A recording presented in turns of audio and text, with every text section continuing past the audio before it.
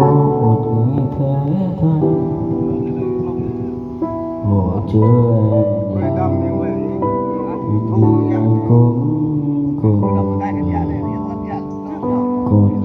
chỉ là toàn nghe là thương quá đau đớn cuối cùng anh vẫn chỉ về hạnh phúc.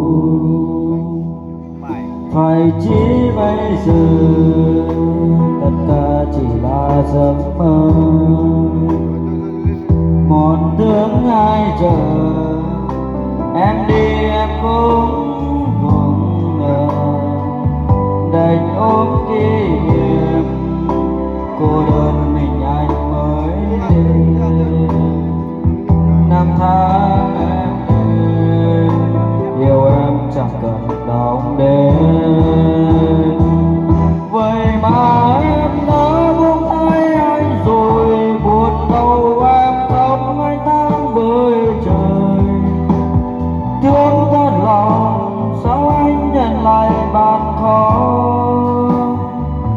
nhận hoa tay lỡ như em tay lòng sao đêm anh cũng đêm nhớ vòng. Đến bao giờ hãy quên được người mình yêu.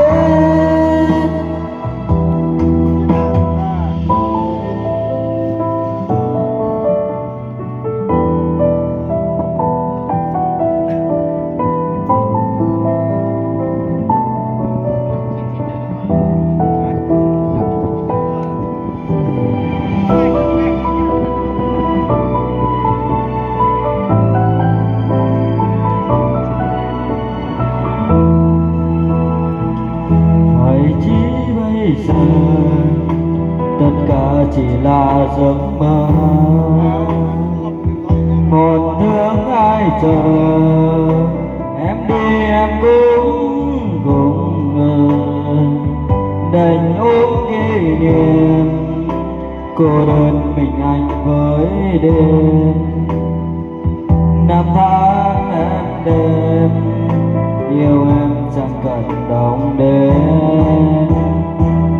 vậy mà em đã buông tay anh rồi buồn đâu em không anh tháng với trời. Muốn yên lòng sao anh nhận lại vạn khó, nhận hoa thay lá như em tay lòng sao tên em cũng đêm nhớ mong. Đến bao giờ hãy quên được người mình yêu, chẳng bao giờ hãy quên được người